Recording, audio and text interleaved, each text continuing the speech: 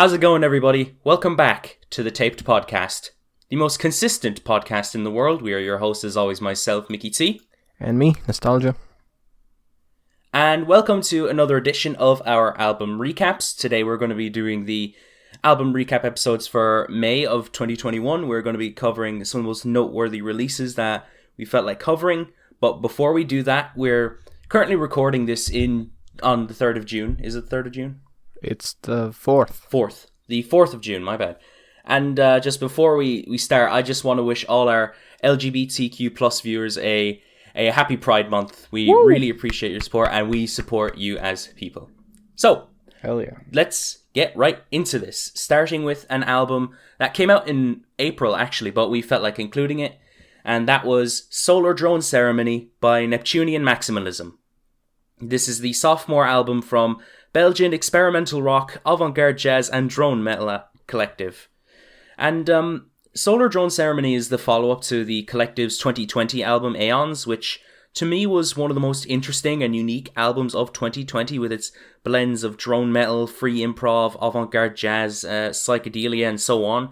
It was a very bold and experimental release, to say the least, but for me it fell flat because of its 2-hour length. It was a very demanding album, to say the least. But I was excited to see what Neptunian Maximalism would do on this new endeavour, as the tracklist is much more concise at 52 minutes and it's all just one big piece, and given the influences it's bound to stand out anyway. But after listening to it, I think that it's a solid piece, but it doesn't really feel all that gratifying for me. Now sonically it doesn't differ from Aeons, as it maintains those same blends like I mentioned earlier, and compositionally, structurally, and instrumentally, the collective can do no wrong, as this is still pretty tight, unique, and well performed in its dark and ominous sound palette. But to me, where it falls flat is in its ability to flesh itself out with its ideas, or in its many phases. It doesn't really manage to reach the heights that Aeons did, which is a shame because there's some really interesting ideas there. Plus, given that it's one huge piece of music that goes on for 50 minutes, it doesn't really stay that engaging for me, and it gets rendered into something that I respect more than I enjoy, as I probably won't be returning to this all that often.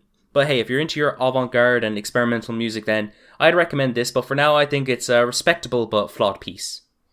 Yeah, I definitely agree with a lot of what you said. My stance on this project is pretty much aligned with yours. I think that it's a good follow-up to their 2020 behemoth of an album, but it also is a little disappointing. You know, it features one 52-minute track which sees the band strip back a lot of the omnipresent jazz elements from their previous record in favour of a more brooding, just drone metal style. And overall, while I do think this project is pretty well executed in this style, it doesn't really deliver as many standout moments and as many interesting ideas as its predecessor. It is a little less demanding considering it's half the length of the previous record, but at the same time it's also a little less rewarding because it just has a lot less going for it, a lot less influences, and a lot less varied in its sound and ideas. Yeah, fair enough.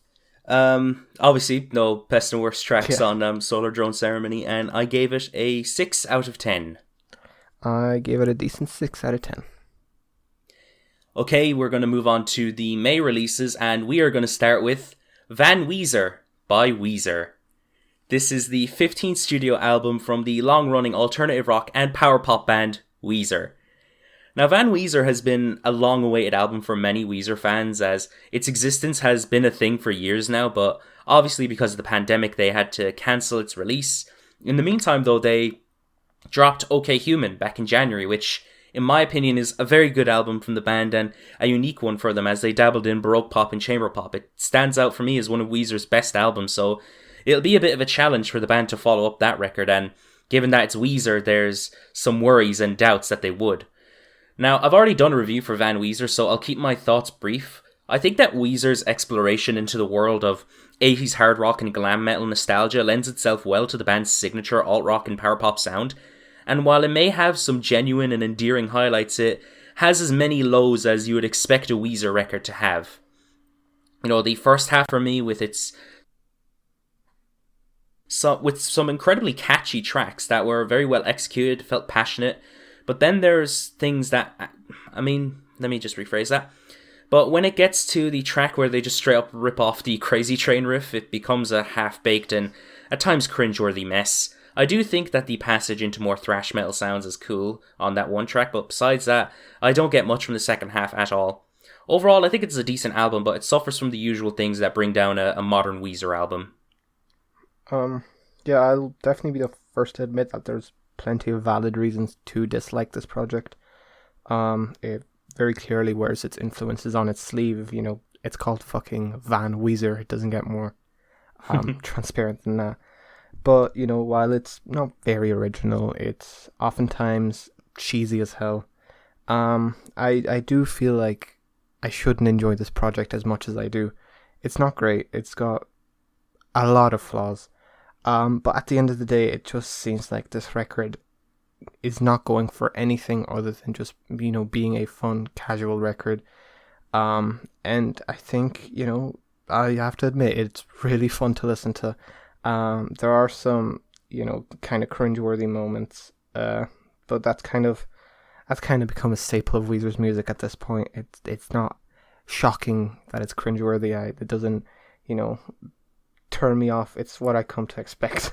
And you know, these hard rock influenced tracks are oftentimes very, very catchy, very mindless, albeit, but just catchy and fun.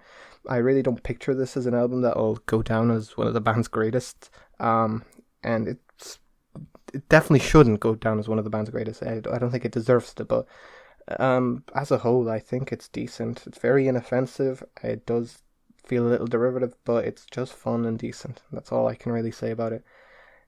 There's not a lot of deep dives and deep analysis that I can perform on a project like this. Yeah, I agree to some extent. My favourite tracks from Van Weezer are Hero, All the Good Ones, The End of the Game, I Need Some of That, and Beginning of the End. The worst tracks are Sheila Can Do It and She Needs Me, and I gave this album a decent 6. My favourite tracks are Hero, The End of the Game, I Need Some of That, Sheila Can Do It, and my least favourite track is One More Hit, and I gave this album a decent to strong 6 out of 10. Next we have Super What by CZARFACE and MF Doom. This is the second collaborative album from hip-hop trio CZARFACE, consisting of producer 7L, rapper Esoteric, and rapper Inspector Deck of the Wu-Tang Clan fame, and the late, great MF Doom. Super What came as a bit of a surprise to everyone when it was announced, as it's been years since we've heard their first collab album, CZARFACE meets Metalface, and Doom unfortunately passed away a while back, so hearing new music from him beyond the grave so soon is surprising, to say the least. From what I've heard, this album has been complete for a while, and Doom had worked on the record up until his death, so on that merit it doesn't seem like a disingenuous release, and I was expecting some good things given CZARFACE and MF Doom's chemistry on the first album. And it's a much more compact track list at 10 songs and 29 minutes, and after giving it a few listens, I think that it's a very good album. You know, you kind of get what you expect on Super What, as CZARFACE and MF Doom are delivering some old school inspired hip hop that has these comic book themes and lyrics. It kind of differentiates itself from the first project, with lots of the production being more laid back and chill, but it isn't without its banger tracks. I think that the production on this thing is very good. There's some variety in what's being presented here, and there's some fantastic beats in the project. In terms of the rapping, everyone here is solid. MF Doom isn't very present or often prevalent on a lot of these tracks, and he does sound very different on this project, but he has his moments. This also meant that Inspector Deck and Esoteric were given much more room to breathe and show off what they could do, and there's so many entertaining bars on this album, so many great ones, honestly, and Esoteric in particular popped off in this album the most. He had the best flows and bars, in my opinion. The only complaint that I have is that I wish Doom was more prevalent on these tracks, and there's a few tracks that are good but not that great. I think CZARFACE and Doom made a solid album overall, and it's nice to hear some new verses from Doom again, and obviously with that in mind, rest in peace MF Doom. For now, I think Super What is pretty good.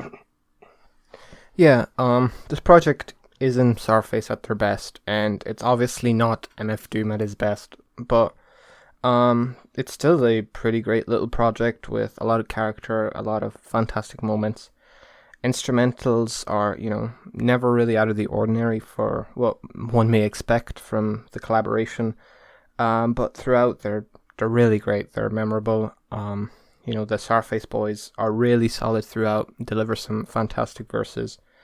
Doom, however, obviously is the collaborator here that most people would be interested in, and most people will be keeping their ears peeled for when they're listening to this project. And it is his first ever posthumous project, and while his performances on this project are rather scarce, when he does show up, he definitely shines. In typical Doom fashion, he delivers. None of these are his most memorable performances in any way, shape, or form, but it definitely, lives up to the MF Doom seal of approval. It's quality. His verses are always clever, always really well delivered. It's just MF Doom, and you can't really hate on that. Obviously, you can't really be picky. He did pass away. There's only so much material they probably had to work with. But there's not a lot of Doom on this project. I was really expecting a bit more Doom, but what I got overall was still a very good project, and the moments that really shined, definitely really shined. Alright, my favourite tracks from Superwatt are Zarwin's Theory of People Getting Loose, Doom Unto Others, Jason and the Zargonauts, Breaking the Action, and Young World. My least favourite track is So Strange, and I gave this album a decent 7. My favourite tracks are The King in the Eye, Getting Loose, Sarwin's Theory of People Getting Loose, Mdou Calrissian, Doom Unto Others, Jason and the Zargonauts, and my least favourite track is This Is Canon Now, and I gave this album a decent 7 out of 10. Next we have Bright Green Field by Squid. This is the debut album from the Brighton post-punk band Squid. And Squid is one of the brightest new faces in the world of post-punk, and if you've been keeping up with releases for nearly a year, then you'll know that new post-punk albums from random bands are bound to be a common occurrence. Some of them have breathed new life into the genre, most recently Black Country New Road, but there's a fair share of artists that have oversaturated the genre and haven't really done much to innovate or set themselves apart from their contemporaries. Bands like Viagra Boys, Dry Cleaning, and Shame come to mind especially. So, to say the least, post-punk is oversaturated, but there was promise with this new album from Squid, who have been hyped up to no avail, and since I've had time lately, I've given it a few listens, and while it was a bit jarring at first, I grew to love what Squid presented on Bright Green Field. Squid presents us with an album filled with nothing but dynamic, fun, catchy, creative, passionate, and ambitious post-punk tracks that have the personality to match. The band's frontman is absolutely manic, to say the least. He's consistently yelling throughout the project, and while it may be jarring at first, it gets better and better when I listen to it more, as his vocals match the incredibly energetic, fun, and powerful instrumentals. The guy definitely takes a little bit of influence from David Byrne in particular, not only because the delivery and the inflections, but also because the lyrics that he delivers have this very abstract and charged nature to them, much like what David Byrne did with Talking Heads. Except on Bright Green Field, it's like David Byrne was constantly on crack, and I fuck with it heavy. Also, don't do crack, please, and thanks. The album instrumentally is stellar as hell, to say the least. The band don't emphasize much on a technical level, but with that being said, they don't really need to. Instead, the band opt to play on with ease and passion, often sounding so smooth and effortless that it honestly blows me away each time I go into this album. And with every listen, I just pick out new subtle nuances that I never noticed before. The confident playing gives way to some really impressive jamming, fun grooves, and dynamic song structures that run the gamut of post-punk and dance-punk purity to passages that take kind of a krautrock and post-rock influence. The latter does unfortunately lead to some tracks dragging on a little bit, but not to the point where it feels like a detriment to my enjoyment, because the tracks are still fantastic overall. The production is fantastic, it's punishing without being overbearing, it's serene when needed, it gives off this anxious and intense feeling, and it helps the instrumentation stand out a whole lot more given how fantastic and powerful each respective instrument sounds in the mix. There isn't really much of a skip on the track list at all for me. It's all killer with some of the best tracks that I've heard all year, which I will emphasize in my best tracks. And while it may not be the best thing I've heard all year, it's certainly up there as one of the best for me. Another refreshing and fantastic post-punk debut in 2021. And with that in mind, let's see where this band can go, as they've showed incredible promise on Bright Green Field. Yeah, the post-punk renaissance continues, and another truly exciting band has entered the scene. Squid are here with their long-awaited debut LP, Bright Green Field, and it really does not disappoint. I think the band, right out of the gate, establishes them as, a unique band in the contemporary post-punk scene. They set themselves apart from other bands in quite a few ways.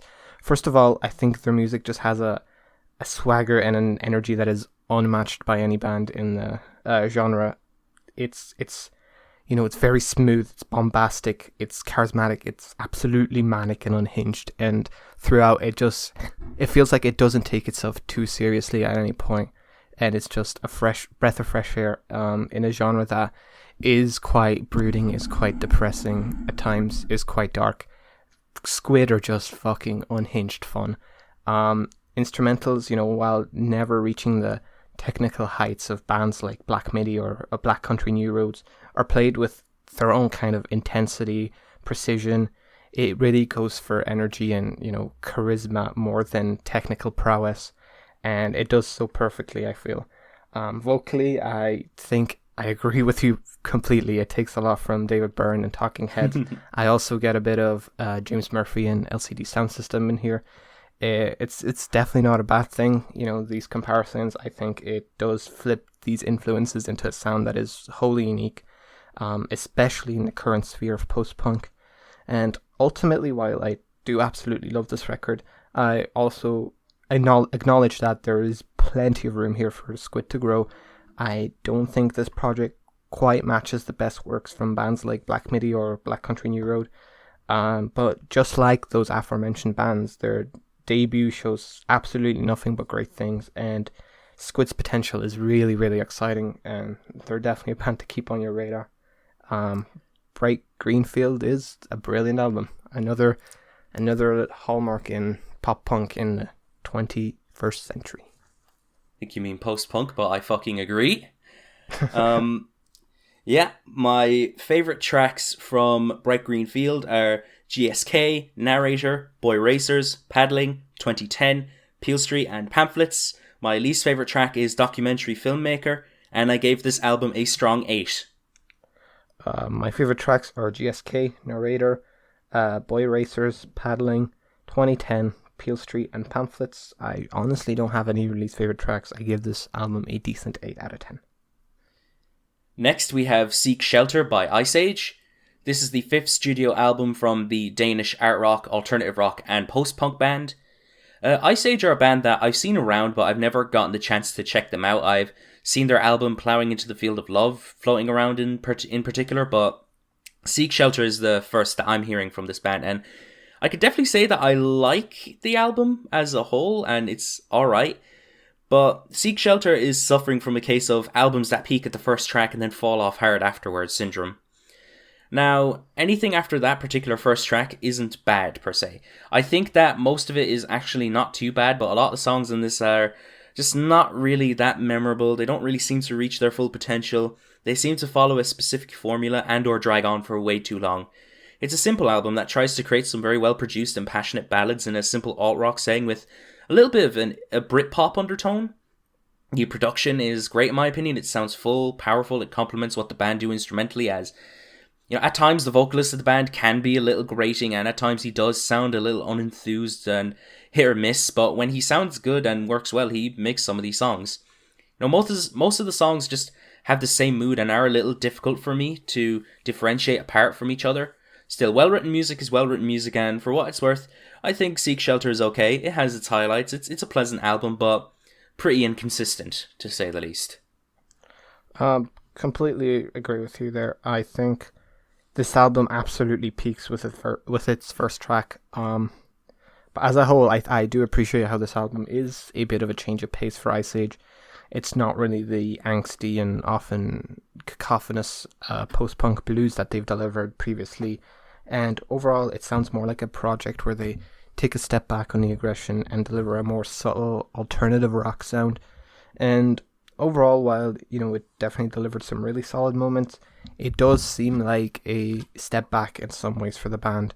I don't think their music here is as punchy, as exciting, as unique as it used to be. I think that it kind of feels like it's a safer project. It feels like they're not really trying anything, unique. It's not like they're adding anything to the music. It just kind of feels like they're taking some of that aggression, some of that angst, and some of that oomph away from their sound. It has its moments, but overall it's a very underwhelming record, especially for someone who is quite fond of the group. Alright, my favourite tracks from Seek Shelter are Shelter Song and High and Hurt. The worst tracks are Drink Rain and Gold City, and I gave this album a decent 6. My favourite tracks are Shelter Song, The Wider Powder Blue, and The Holding Hand. My least favourite tracks are Love Kills Slowly and Drink Rain, and I gave this album a strong 5 out of 10. Alright, up next we have Daddy's Home by St. Vincent. This is the 6th studio album from Annie Clark, aka St. Vincent.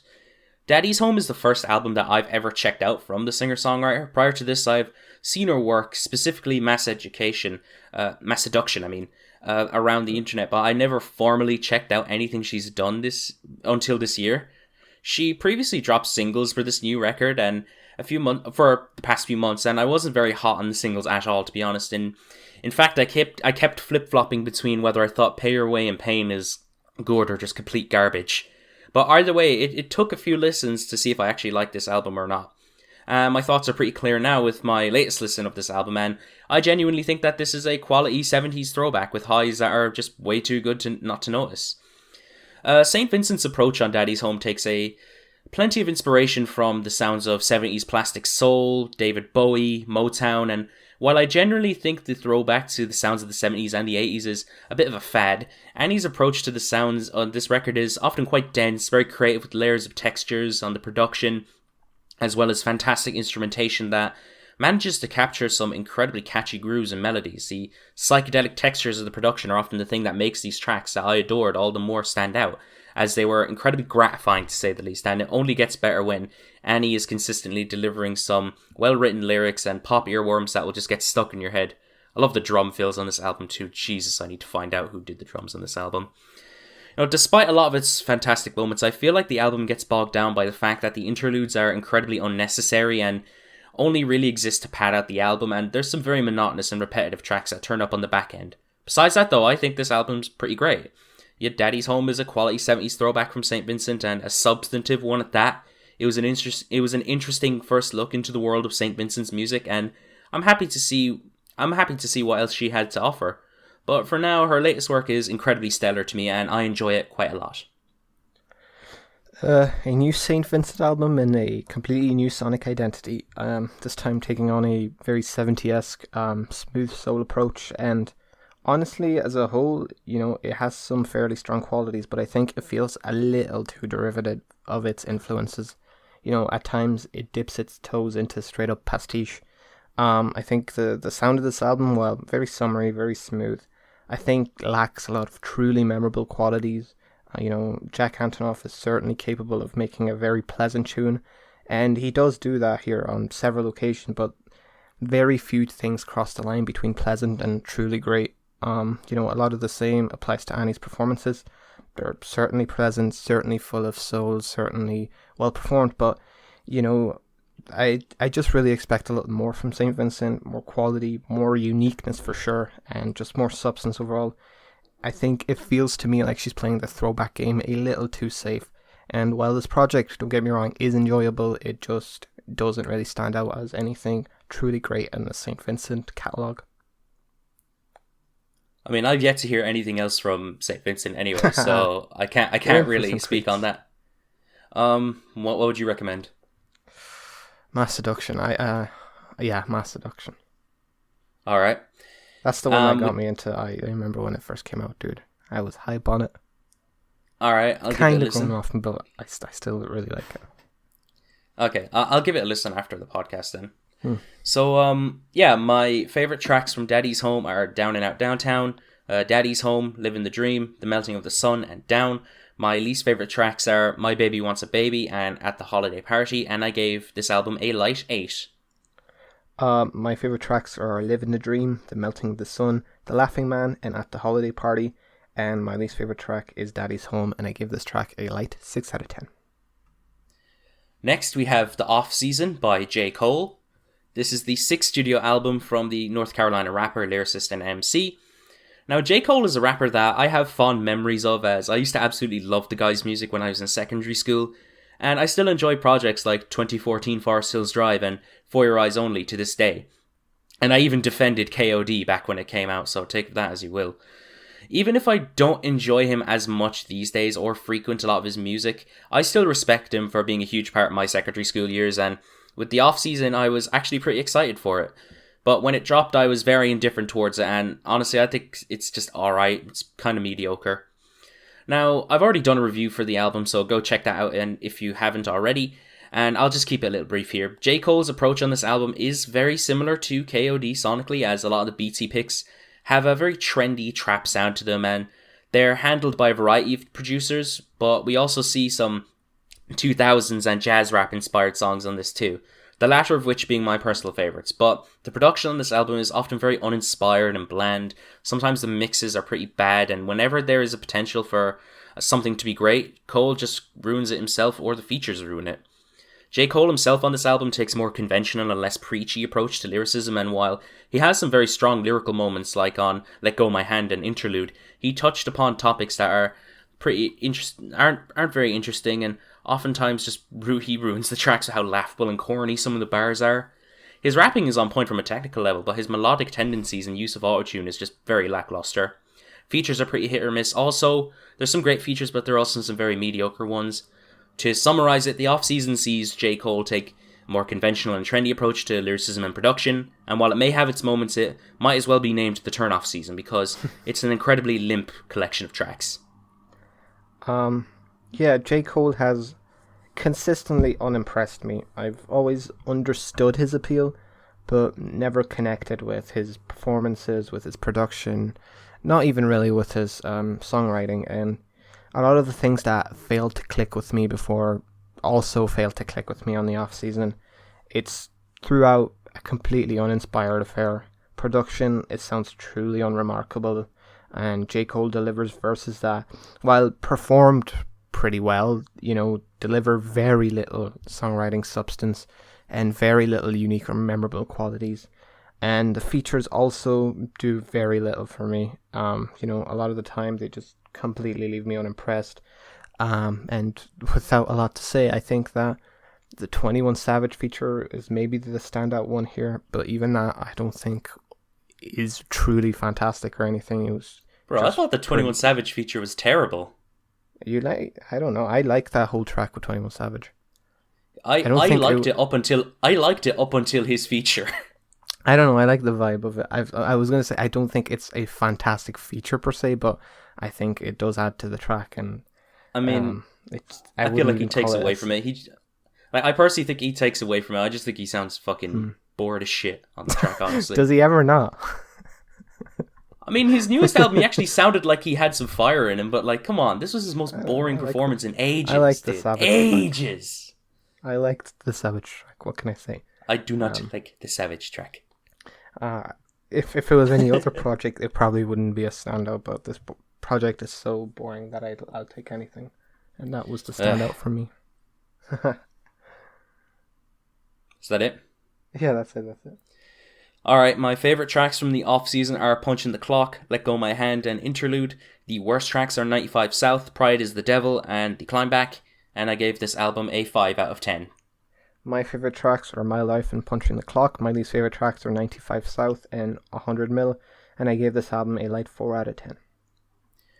Next we have Black to the Future by Sons of Kemet. This is the fourth studio album from the UK-based jazz band, and Black to the Future is my first introduction into the world of UK jazz band Sons of Kemet. The group's saxophonist, Shabaka Hutchings, is someone who I'm relatively familiar with, as I loved the 2020 project We Are Sent Here by History, which he was involved with under Shabaka and the Ancestors, and it was easily the best jazz record of 2020 in my opinion, with its dense and engaging takes on avant-garde jazz, spiritual jazz, and Afro jazz. So knowing that Shabaka Hutchings was involved with Sons of Kemet, you could bet that I was very excited to see what the band presented. And I was kind of blown away by what the band brought to the table on Black to the Future. Black to the Future in some respects is similar to We Are Sent Here by History. It features some fusions of Afro jazz and spiritual jazz with an emphasis on themes revolving around racism and Afrofuturism.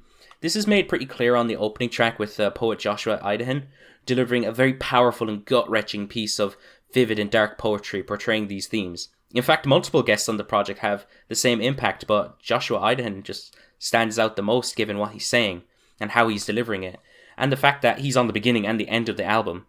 That's not to take away anything that Koj Radical or Double E or DEE and the rest do, and they were great as well. Instrumentally, this band has a unique setup with saxophone, tuba, 2 drummers primarily, and the group indulge heavily in a lot of hypnotic Afro jazz melodies, fantastic rhythmic tendencies, ridiculously chaotic improv, and frequently meditative grooves and atmospheres, all of which I found to be very engaging and consistently gratifying. Shabaka is an absolute beast on the saxophone, so there's not much that disappoints me on that front. The tuba playing is great. I love how they add to the undertones of the album, and the overall textures and the drumming especially is fantastic, and they provide outstanding grooves. I still have yet to hear the band's record, Your Queen is a Reptile, which a lot of people have said is far more energetic and electrifying in contrast with Black to the Future. I'll definitely dig that approach, but the band's more meditative and hypnotic approach on Black to the Future is fantastic to me. Love the instrumentation, love the sound and the textures of the production, and Sons of Kemet truly stands out as with a fantastic jazz record in Black to the Future. Yeah, this is just even more proof that Shabaka Hutchings can do no wrong. And, Sons of Kemet as a project are, already well renowned in the jazz sphere for being one of the most exciting groups, around. And this new project, Black to the Future, is definitely the group's most measured and honestly most well executed project to date. Your Queen is a Reptile was fantastic, and it's the project a lot of people would seem to regard higher. But I just really connect with the very meditative, very subtle in a way approach that they take on Black to the Future. It's the sound of this project is just hypnotizing. It's fantastic. It's straight to the point. It's very forward thinking in its progressions and its lyrical themes, and it's a truly important album as well. It's definitely a highlight in modern jazz. It's one of the most infectious and memorable jazz albums I've heard in a while, and most of the memorable jazz albums that come to mind have Shabaka Hutchings at least playing some part in them. Yeah, it's another great helping of Afro jazz, and it's a standout in jazz this year for sure. I agree. My favourite tracks are the opening track, In Remembrance of Those Fallen, Let the Circle Be Unbroken, Black for the Culture, and To Never Forget the Source. My least favourite track is Think of Home, and I gave this album a decent 8. My favourite tracks are Pick Up Your Burning Cross, Think of Home, In Remembrance of Those Fallen, Let the Circle Be Unbroken, Envision Yourself Levitating, and Throughout the Madness Stay Strong. And my least favourite track is Hustle, and I gave this album a light 8 out of 10. Okay, moving on, we have Scaled and Icy by 21 Pilots. This is the 6th studio album from the massive music duo. 21 Pilots are a group that I'm not particularly fond of personally. I strongly disliked their 2015 album Blurry Face, and that album has actually put me off of giving more of their albums a listen. Like Trench, for example. I still have yet to listen to Trench. But with this new album out, I was hoping that the duo would be able to subvert my expectations and get me to enjoy their music, but after giving it a fair few listens, I don't really enjoy Scaled and Icy either. I did a review of that album also, so once again, I will be as brief as I can. Scaled and Icy sees the duo take a more summery and bright indie pop approach with some influence that stems from the 80s, and while there's definitely some tracks that are pretty great and have merit behind them, I do think that far too many moments on Scaled and Icy feel way too uninteresting and bland for my liking. A lot of the production is often flip-flopping between being half-baked and overproduced. It may have some interesting choices sometimes, but I found myself being underwhelmed far too much on that end. Lyrically, a lot of what Tyler Joseph presents on Scaled and Icy seems well-intentioned, but a lot of it falls flat considering that some of the lyrics are either incredibly weak or they just get ruined by incredibly tacky rap verses and the production. I can respect what 21 Pilots tried to do, and it has its moments, but ultimately it just feels like such a mess on the duo's end, and it could have turned out so much better than this. I don't hate it or think it's bad, I just think that it's very lackluster and mediocre. Yeah, I've never really been a 21 Pilots fan, and there's nothing really that stands out in the group discography except for Trench. And while I knew that it would be wishful thinking, I would have hoped that maybe this was the start of something new for the group, something more exciting, maybe a more gritty and adventurous era. Yeah, and Scaled and Icy is definitely a disappointment in that field. It's definitely one of the most inoffensive and underwhelming follow-ups to Trench I could have pictured. However, in the grand scheme of the duo's discography, it's still one of the more enjoyable projects they've released. It's got some quality tracks, but even those are admittedly far from the most exciting indie pop tunes I've ever heard. And, at its less notable points, this album just feels completely devoid of any real substance. It's just summery indie pop made to be just that, summery indie pop. I don't think they're, ahead of the curve on anything here. I think they're just playing it safe. And, ultimately it's not something you wouldn't expect from the duo. I just kind of made the mistake of getting my hopes up. Alright, my favourite tracks from Scaled and Icy are Good Day, Shy Away and Formidable. The worst tracks are Never Take It, Redecorate, Choker and The Outside, and I gave this album a strong 4 out of 10. My favourite tracks are Choker, Shy Away and Formidable. My least favourite track is No Chances, and I give this album a light 5 out of 10. Next we have Wink by Chai. This is the third album from the Japanese girl group Chai. Now, the first encounter that I had with Chai was with their appearance on the last Gorillaz album on the track MLS, which also happened to feature JPEG Mafia of all people, and while Peggy stole the show on that track for me, I still felt like Chai's presence was pretty interesting. So when I saw that they had an album coming around the corner, I was pretty curious as to what they were up to and if they were worth checking out. And while Chai show ambition with a lot of the sounds they explore, I was pretty underwhelmed overall. Now, I do think that some of the instrumentation that Chai present us with on Wink do have hints of ambition and creative sounds, but ultimately I find a lot of it to be pretty uninteresting and flat. It also doesn't help that the performances from Chai are pretty flat, lifeless, underwhelming, at times awkward, and worst of all, just straight up dull. There isn't much energy to what the Chai girls are doing on this thing, and it feels like such a drag to listen to on top of the already flat instrumentals. I would say more, but honestly, this album just bored me to no avail. Like, it's fine, it's not terrible or even mediocre, it just exists. I do quite enjoy this project. But, I do think that it's a bit of a disappointing follow-up to their 2019 Project Punk, which was a truly infectious record and saw the group rather successfully tackle a more dance punk style while still holding on to their J-pop aesthetics. On Wink, the punk is pretty much gone, and instead we get a project full of electropop bangers with a very summery and eclectic flair. I do think that the ideas here are pretty well explored and sonically quite pleasant, but this album just doesn't really impress me as much as Punk did, as I do kind of favour the group's more explosive side as opposed to the more subtle and warm side. I still think, this album has some very atmospheric, very fun tracks, but as a whole, I just kind of, I think, again, maybe got my hopes up for something more explosive, and was left kind of disappointed by a project that is a little more slow burning, a little more subtle, and a little more dull, to be honest. It's still a good project, but it definitely does not live up to Punk. Alright, my favourite tracks from Wink are Donuts Mind If I Do, Maybe Chocolate Chips, and End. Worst tracks are Miracle, In Pink, Action, and Nobody Knows We Are Fun, and I gave this album a light 5. My favourite tracks are Donuts Mind If I Do, Action, and Ping Pong, Nobody Knows We Are Fun, and In Pink, my least favourite track is Maybe Chocolate Chips, and I give this album a light 7 out of 10. Alright, next we have Sour by Olivia Rodrigo. This is the debut album from the California singer-songwriter and Disney star.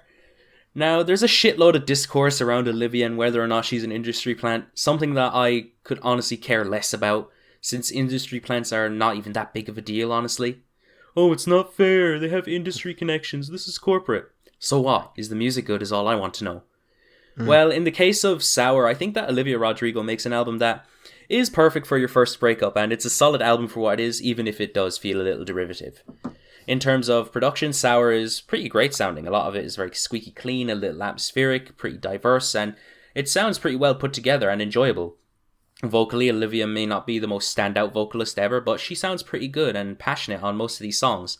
And while the writing gets extremely repetitive, it's solid enough, and it feels somewhat genuine. But there are instances where it feels kind of disingenuous in some cases.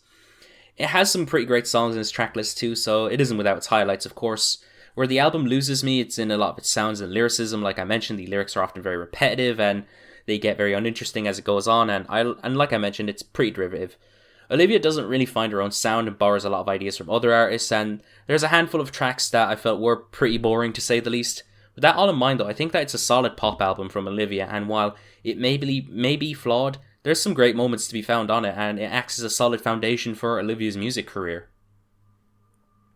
Yeah, I agree. There's just so much talk about this album without there being very much talk about the contents of this album. It's quite confusing, really. And, I admittedly came into Sour with quite, minimal expectations. The internet almost had me hypnotized to completely write this project off.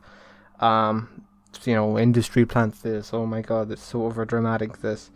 But in the end, I have to give it a shot. And, I came out of this project with a lot of very memorable moments. First and foremost, it is a breakup album, and that topic completely dominates the lyrical themes of every single track. And while it does admittedly at times get a little tiring as the songs kind of start feeling very formulaic, and, from a lyrical standpoint, she just kind of explores the same theme over and over again, I still do think that there's plenty of honest emotions behind Olivia's lyrics. And, the lyrical themes being repetitive doesn't really downright upset me. And overall, I think the sound of this album, it's very pristine, it's very clean. But it's also quite varied and quite interesting. Interesting enough to keep me enjoying this project throughout. I'm not going to say it's great at all, but it really is a nice little record. It definitely does display a certain level of potential for Olivia. And, I came out of this with a few absolute standout tracks. It's definitely not the best pop album I've ever heard, but I do like pop, and this is quite pleasant, quite inoffensive pop. Alright, my favourite tracks from Sour are Traitor, Good For You, and Hope You're Okay. My least favourite tracks are Enough For You, Happier and Brutal, and I gave this album a light 6. My favourite tracks are Driver's License, Deja Vu, Good For You, Enough For You, and Hope You're Okay. My least favourite tracks are Traitor and Favourite Crime, and I gave this album a decent 6 out of 10. Alright, next we have Afrique Victime by Mdou Moctar. This is the 5th studio album from the Niger guitarist, Tuareg singer-songwriter Mdou Moctar. And this is the first album that I'm ever hearing from him. I haven't heard anything from him prior to this, and I actually haven't heard much Tishmouran music either, so this is all pretty new to me. And with Afrique Victime, there's a lot to enjoy about it, and in general, I think that it's a pretty good album. Afrique Victime is pretty much in this psychedelic sort of bluesy and desert rock lane with a heavy emphasis on a lot of the soundscapes and the guitar work, and to say the least, the guitar work on this album is fantastic. It's very colourful, virtuosic and personality driven. I love how Mdou builds off this very simple riffs and creates a world full of incredible sounding and dense psychedelia. There was barely a moment where the guitar work felt underwhelming or unmemorable, and I loved it mostly. There were some fantastic tracks in the tracklist, and while I like a lot of what I was hearing, I felt like the album was brought down by a lot of the vocals, as I find them to be very hit or miss and often feels like a detriment to some of the tracks. Outside of that, I think that this is a very stellar rock album I've heard. It has some of the best guitar work that I've heard all year. It's got impressive psychedelia, and if you haven't heard it, I would highly recommend you. Definitely would get more out of it than me, I'd say. And yeah, overall, I think it's very good. I would be absolutely lying if I said I had much knowledge of North African music, but I really don't have to have any extensive background in what I'm hearing on Afrique Victime to tell you that this project absolutely kicks ass. It's traditional North African Tishmouran, which just meeting straight up psychedelic rock jams on this project, and it definitely mixes the traditional desert blues with the modern and eclectic psychedelic instrumentals perfectly. It's really unlike anything I've ever heard. Personally, it just sounds fantastic. It sounds so fresh. And it's stuff like this is why I love Matador Records so much. As soon as I heard that this was on Matador Records, it all made sense to me. They definitely find a lot of gems, and they find a lot of interesting sounds. And it's probably one of the best projects I've heard this year, if I'm being honest. The instrumental work is so varied, it's so lively, so emotive, especially the guitar work. It's soft, and then the vocals are also just add a lot of emotion, a lot of comfort to the music. The vocals honestly are quite touching. I don't understand a word that's being said, obviously, but vocal work here is fantastic as well. This album was definitely a surprise to me. I definitely didn't go into it expecting to hear what I heard, but I'm absolutely obsessed with this project, and it's a really pleasant surprise for me. Alright, my favourite tracks from Afrique Victime are the title track, Chijmitten, Ya Habibti, and Untitled. My least favourite tracks are Layla and... Okay, I'm going to butcher this. Bismillahi Atage? Fuck's sake. Sorry for butchering that, and I gave this album a light 7. My favourite tracks are Chijmitten, Ya Habibti, Taltana, Askide Akal, Afrique Victime, and Bismali Ataga. And my least favourite track is Layla. And I give this album a light 8 out of 10. Okay, moving on, we have Pray for Haiti by Mach-Hommy. This is the 11th studio album from Haitian-American rapper Mach-Hommy. And I've heard Mach-Hommy's name being thrown around a bit in the underground rap sphere, but I've never listened to the guy's music myself until now with Pray for Haiti, which is being released under Griselda Records, and it's also being executively produced by Griselda's very own Westside Gunn. So you can expect to hear a lot of Griselda blueprints on here, and while Pray for Haiti is a respectable album from Mach-Hommy that has its qualities, it's certainly got some glaring issues, to say the least. On the rapping end of things, I think that Mach-Hommy is a really good MC that's able to come up with some very slick one-liners and very solid bars. There's so many great and clever lines that he threw at us throughout the album. There's some pretty compelling verses, and there was a pretty solid hook or two. But Mach doesn't really manage to set himself apart as from a lot of his contemporaries. He comes off a little derivative and wears a lot of his influences on his sleeve. Notably, I hear a lot of influences from Jay-Z, MF Doom, and of course, since I would say Griselda as well, but Griselda have their hands on this project too, so I kind of expect that. The production on this album is very much in the same vein as the Griselda crew, and while the fatigue from hearing the oversaturation has clearly kicked in a lot of beats for this project, I do like some of the instrumentals on this album. They're well groomed, often slow burning, and utilize some pretty great samples, but a lot of the beats on Pray for Haiti have this tendency to be way too uninteresting, dull, and lifeless. They don't really stick with me or complement what a number of the features and Mach himself is doing on here. It's definitely an enjoyable album that has some great characteristics to be found, and dark and lyrical hip-hop, then I don't see how you won't get much from this. And Mach-Hommy is really good and a quality MC, even if he's a little derivative. Overall, I think Pray for Haiti is a decent album, but it doesn't go the extra mile for me. Yeah, Pray for Haiti is so close to what I'm looking for a Griselda release project. And, a lot of the time here, the production, that usually fails to click with me on a lot of these Griselda projects, and that ends up sometimes sounding very formulaic, just sounds really great here. It doesn't really sound like any beats are reused, any beats are derivative of any of their, plethora of other albums. I appreciate that aspect of Pray for Haiti. And, it's some of the most exciting instrumental work on a Griselda project I've heard in a while. Oh god, I hit the mic. What I really don't, what I really don't appreciate about this project, appreciate isn't the right word. This part of my note, these notes are kind of scuffed. There's everything's misspelled. I don't know what happened. The thing that kind of fails to catch my attention is I don't think there's really any exciting verses on. I think a lot of the verses, a lot of the hooks are definitely serviceable, but it just kind of feels a little monotonous in that aspect.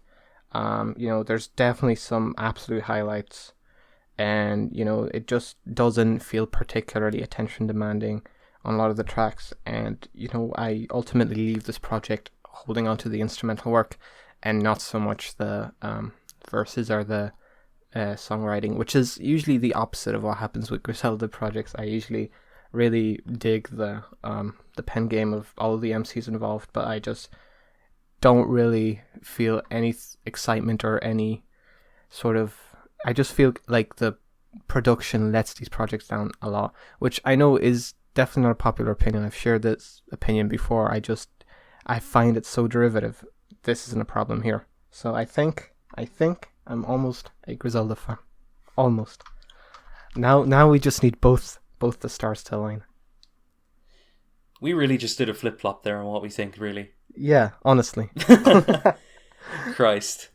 You'll be a Griselda fan soon enough, trust. Trust. Yes. Alright, so... I don't doubt, honestly. I'm just waiting. Yeah. I mean, like, here's the thing. I'm a fan of Conway and Benny, but, like, West Side Gun just kind of, eh. Yeah, the West Side Gun is definitely my... Benny's probably my favourite. I mean, I think Benny is... Like, honestly, I think Benny is a better rapper than Conway, but, like, I just love Conway's voice. I love his demeanor. Plus, I think Benny is a little more consistent, but I think Conway is a little more exciting. Yeah, you see, I think he's more exciting, but, like, Benny is still great. West Side Gun, step up. I don't hate West Side Gun. I don't hate him either. I actually think he's not... it's more or less the same. I think he's a talented rapper. He just needs to stop putting out filler projects. He needs to stop making 17 projects a month. Literally. Alright, so... At this point, we could do like a fucking West Side Gun recap every year, and it would be as long as one of these episodes.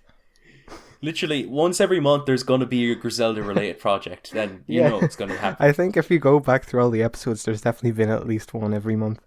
It's mad.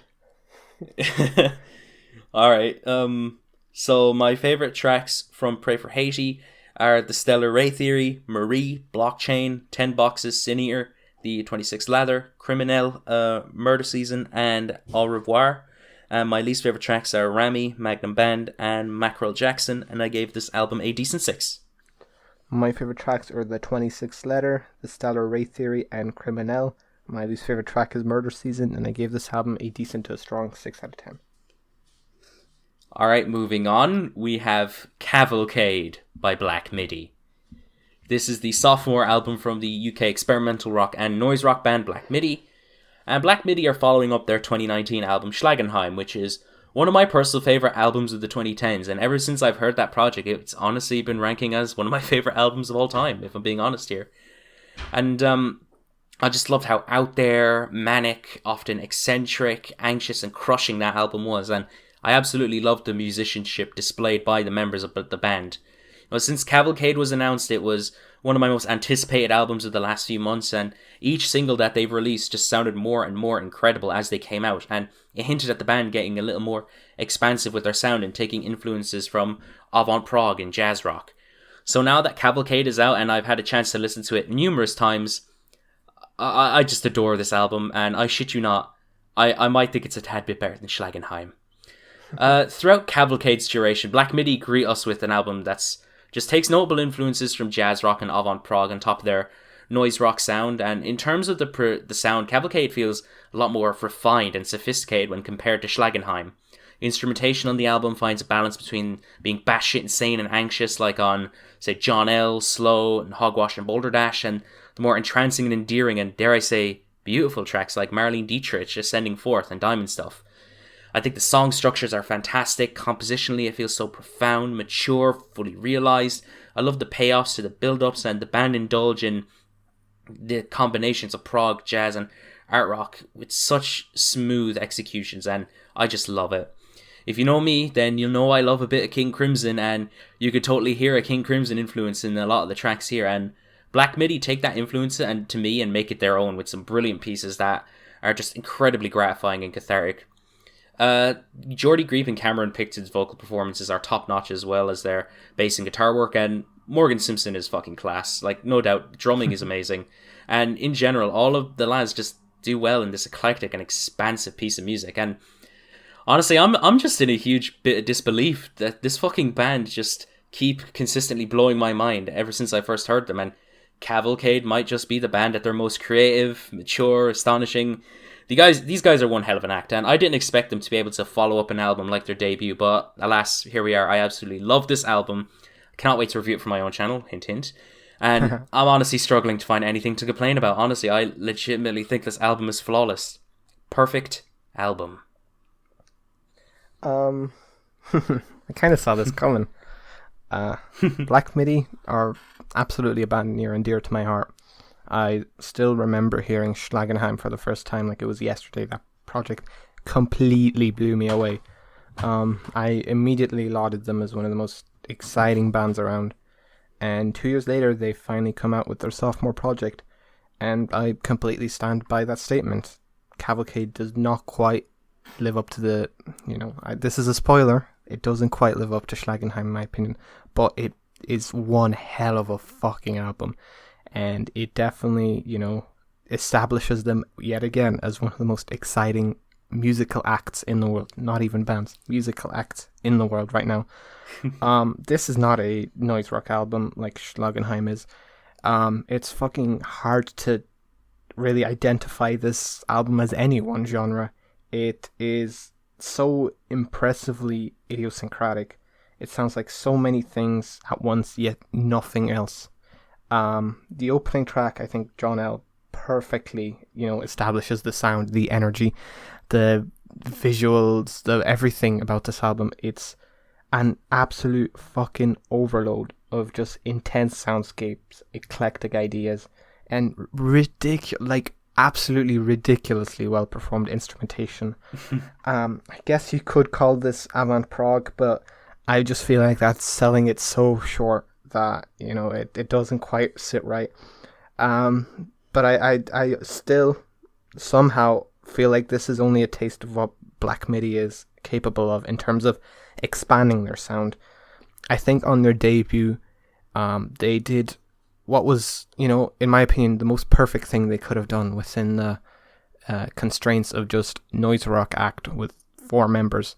I think that project still stands out to me as one of the most just electrifying and magical projects I've ever heard. And a lot of that is down to just how fucking much it does with its, at the end of the day, simplicity. And I think Cavalcade is their first step into expanding their sound, which is one hell of an exciting thing. And as much as I absolutely love and adore this project, I just feel like there's something, something greater on the horizon. I feel like this is the band only just, starting to expand their sound with new ideas, new instruments, new genres, new styles, new emotions. And, I still personally prefer the very raw and intense Schlagenheim, but calling Cavalcade is a disappointment in any way is absolutely ludicrous, because it's one of the best albums of the year for sure. It's an absolute standout in rock music. It's going to go down as a standout in their discography, even if I do think that they're capable of a bit better. And overall, it's definitely a fucking, I can't even find the words to describe it. It's something else. It's definitely something else. It really is something else. It really is.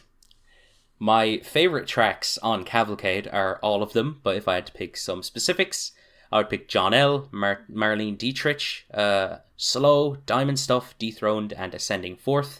I have no least favourite tracks, and I gave Cavalcade a 10 out of 10. Woohoo, we both have a 10 this year. Let's go. Fuck up. My favourite tracks are John L., Condro Malaysia Patella, Slow, Dethroned, Hogwash and Balderdash, and Ascending Forth. My least favourite track is Marlene Dietrich, and I give this album a very strong 8 out of 10. Alright, I won't even get pissed that you have this over have Schlagenheim over this, but it is what it is. I love both albums anyway. Schlagenheim is... Every time I've listened to the album about 100 times. Every time I listen to it, my jaw is wide open. The shit that they fucking pull with same. The 4 instruments, man. 4 instruments. Nah, but I just find, bruh, that album is fucking insane. Still, like, I'm blown away even by it every time I listen to it. Like, I don't know what it is about Cavalcade. Maybe it's just my love for prog, but, like, fuck me, dude. Fucking incredible band either way. Incredible stuff. Alright, enough jerking off Black MIDI, let's move on. We have, alright, next we have Exodus by DMX. This is the 8th studio album from the late New York rapper DMX. So at this stage, I'm sure that everybody knows that a few months ago, DMX had passed away at the age of 50. He had a defining aggressive delivery and style that would go on to influence numerous rappers after his time, and while he may not have had the most consistent discographies in hip-hop, he's still an incredibly recognizable voice and a legend in his own right. Now, this new album here, Exodus, is said to have been almost complete up until DMX's death, and when he passed, most of the production and project was handled by Swizz Beatz. Now, I think that Swizz Beatz is a pretty good producer, and I was confident in saying that he could handle and finish the project, but after hearing it, I'm not just so sure about that, because Exodus seems like a bit of a rushed job for me, and it doesn't even feel like a DMX album. Like, I don't know what went wrong, but a lot of this just doesn't seem like the album that DMX had in mind, as the album is packed with features on pretty much every track, and DMX is just kind of left on the sidelines on each track. Granted, he does sound solid on his verses and genuinely has some impactful moments, but it feels like the features have more presence than him, and he sounds tacked on to most of these songs. You know, Swizz Beatz' production is incredibly hit or miss for me throughout the album. There's genuinely some great beats on here. Most of them are solid enough, but there's so many ones on here that are just either completely comatose, unmemorable, and boring, or just sloppy, clunky, poorly mixed, and are a complete mess. Like, take the track Bath Sauce, for example.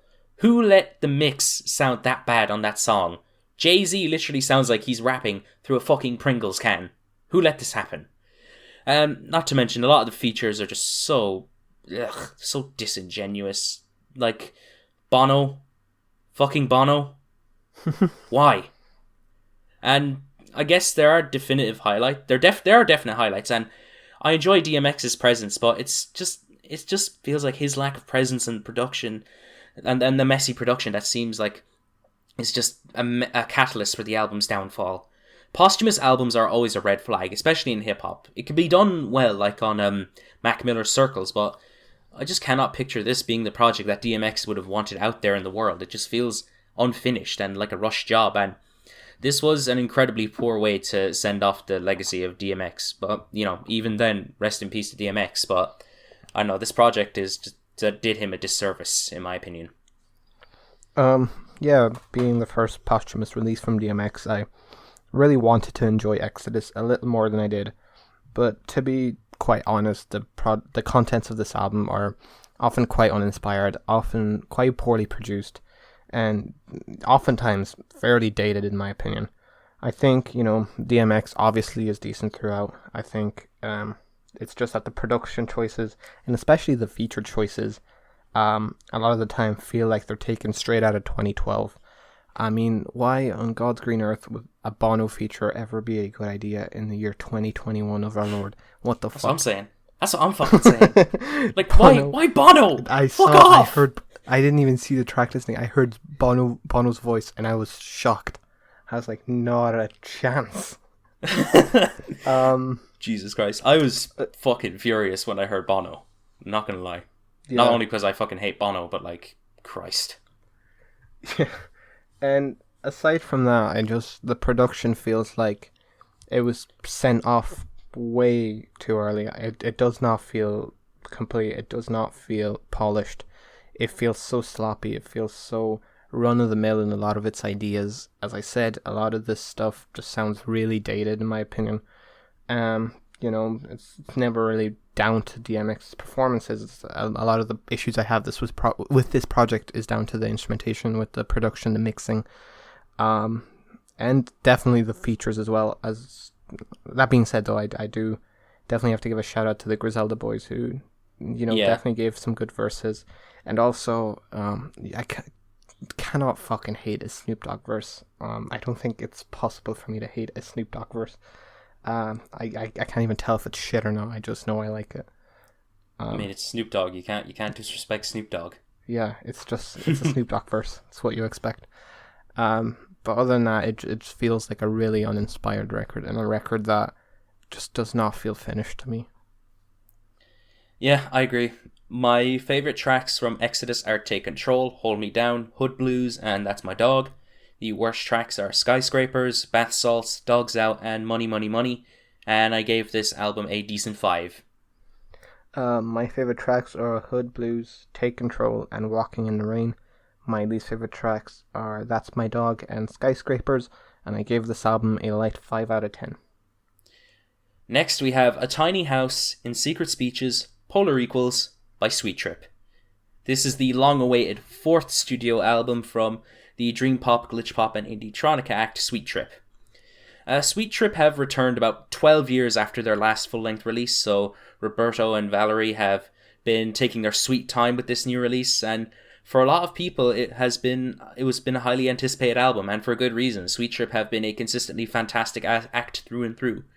You know, I only got into Sweet Trip recently to prepare for this new album. I listened to Velocity, Design, Comfort, and You Will Never Know Why, which are both fantastic projects that I loved thoroughly. 2 very distinct albums that had their own artistic direction, and this left me curious as to what they would do on the newest LP, and if they would be able to reach the tremendous highs that the band's previous LPs did. And while A Tiny House may be a little spotty and not as gratifying as some of Sweet Trip's other works, I think that it's a very good album that works well to Sweet Trip's strengths and has some fantastic moments to behold. A lot of what Sweet Trip explore on A Tiny House is not very different from much of anything else that they explored stylistically on previous endeavors. We get a lot of dream pop, indie electronica, shoegaze, glitch pop, all in a package of blissful and clean psychedelia. It has plenty of fantastic moments that are just pure bliss and leave me in a trance-like state, and they still got it even after it's been this long. But there's some issues that hold this album back for me. For one, I feel like a lot of the ideas that the duo explore on A Tiny House aren't really as gratifying or as enthralling as a lot of the material that we saw them do previously. And at times it just seems like there was a lack of ideas. So they drew out some of these tracks and gave them this kind of meandering quality that gets a little bit tiresome. That happens on a handful of tracks here, and while they aren't bad, they're pretty okay for Sweet Trip standards. So all in all, I think that this is a solid record from Sweet Trip despite its flaws. It has some brilliant moments that are well executed and amazing, and I don't see how you won't get a whole lot out of this if you aren't a Sweet Trip fan. And overall, I think it's a very good album. The duo returns after more than a decade with an album that is honestly all one could have hoped for from a Sweet Trip. Sweet Trip. Yeah. Nostalgia's dripped the fuck out right now, huh? Yeah. It's all one could have hoped for from a Sweet Trip record. It's not quite as remarkable as their best works, but, you know, it's... after such a hiatus, you know, one can definitely be skeptical and one can definitely be worried, but I think immediately all of the worries are squashed when you start listening to the music. I know that the album cover isn't really very comforting. It doesn't really promise much, but the music is fantastic.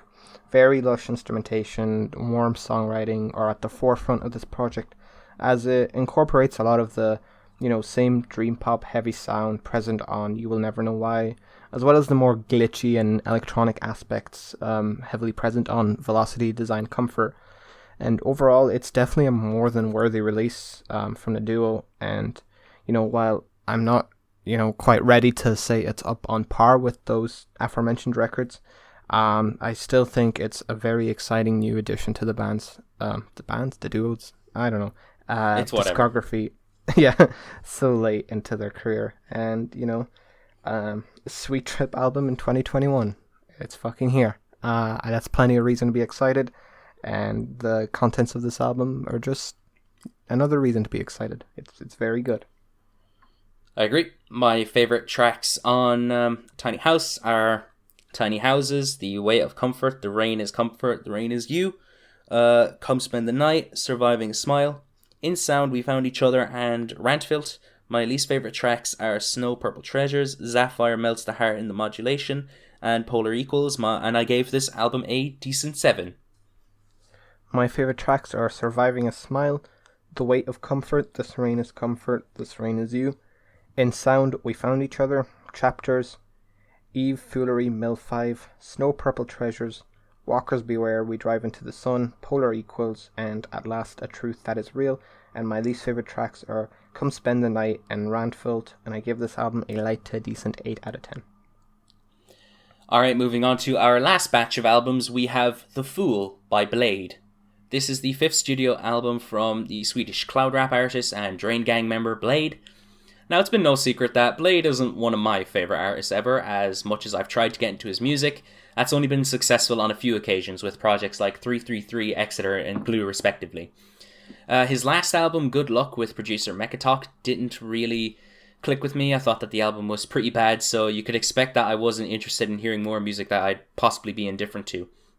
And while The Fool certainly has some great tracks and likable qualities to it, I'm still a little indifferent towards it. I still have not been drained. The sound of The Fool is your typical Bladee affair with production that features trap beats with cloudy and cute melodies as well as Blade's signature autotune vocals. I think the processing on Blade's vocals, it's not really as drenched in autotune as it was on previous albums. It's a little toned down, but you can still kind of hear it.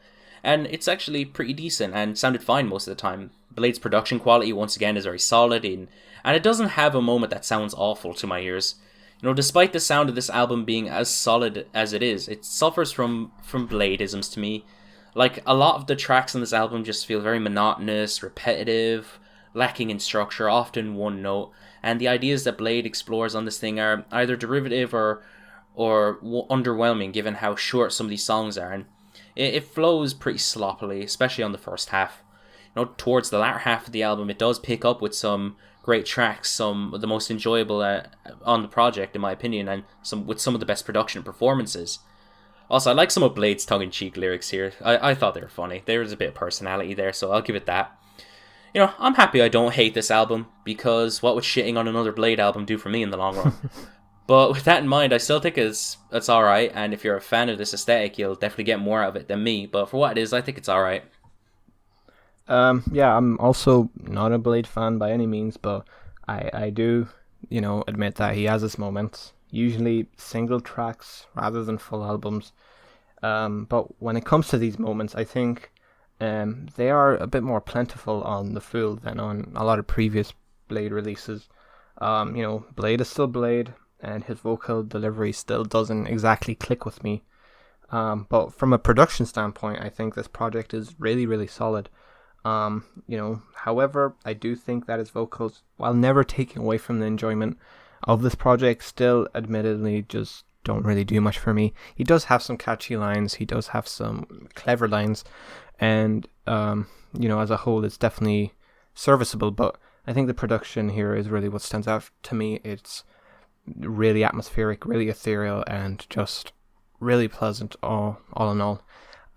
Maybe Bladee is growing on me, or maybe he's just been releasing better music. I'm honestly not sure which one it is, but this one and Good Luck, was it called? Yeah, Good Luck. Have both, I've come out of both of those projects definitely enjoying them, mostly for their production. Alright, my favourite tracks on The Fool are BBY, Inspiration Comes, Trendy, Search True and Wet. And my least favourite tracks are I Want It That Way and Hotel Breakfast, and I gave this album a decent 5. My favourite tracks are Hotel Breakfast, I Think the Nine Is Up, Desiree, and Trendy. My least favourite tracks are The Fool, Intro, and Search True, and I give this album a light 6 out of 10. Okay, moving on, we have our final two albums. We're going to be covering them in the same one because they're by the same artist. We have AVOW and Hagbulbia by Portal.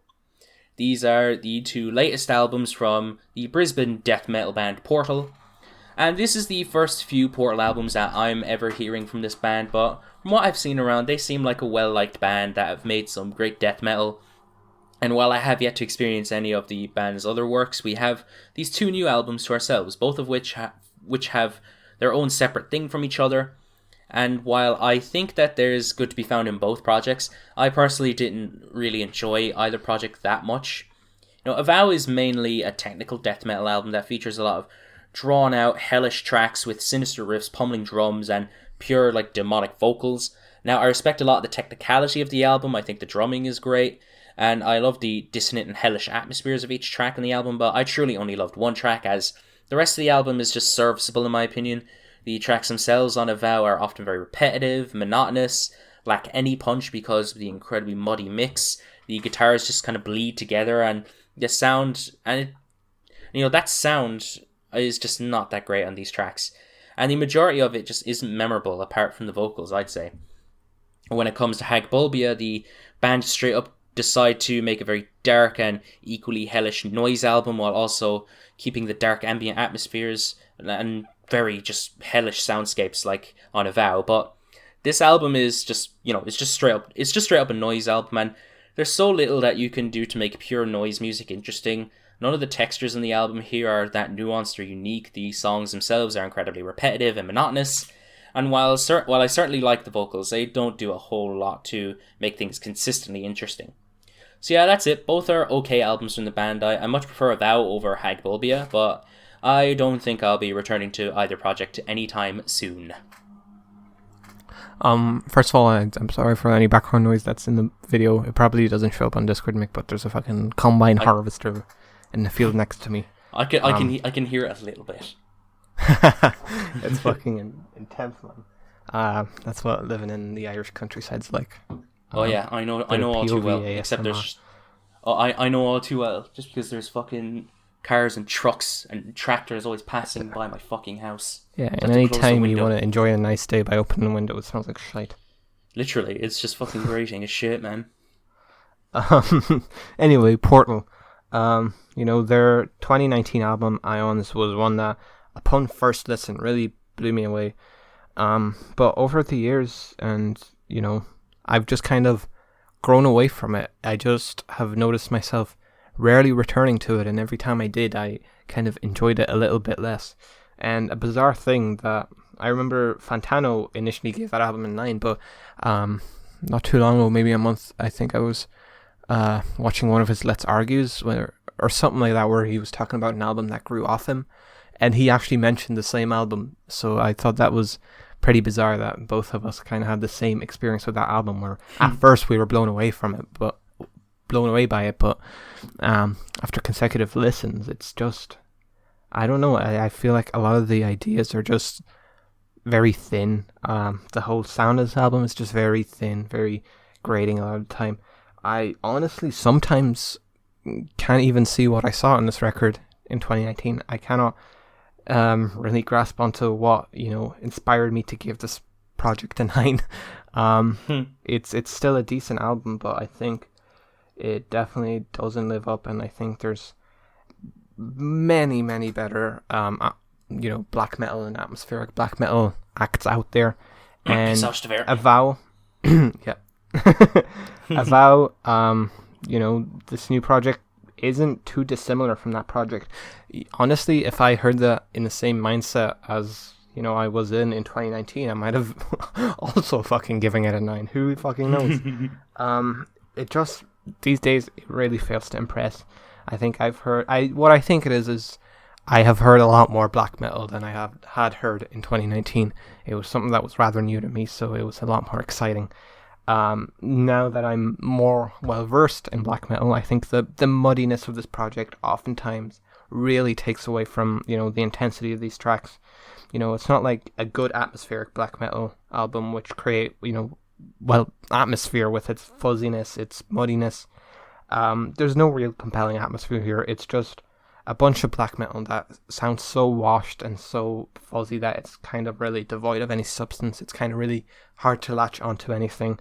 And overall, honestly, it's just a very weak and very limp project. Hagbulbia, I've even less to say about. It's not even a black metal album, as you said. It's just a noise project. And in my opinion, a pretty poorly conceived and unmemorable noise project at that. It just, for a noise project, it just sounds rather flat and rather uneventful. It doesn't really sound intense or hard hitting in any way. It just sounds boring. I also was not particularly a fan of that project. Every time you said black metal there, did you mean to say death metal?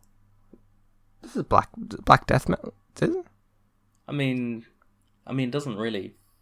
I guess I don't have a lot to comment on. I still need to listen to a shitload of black metal.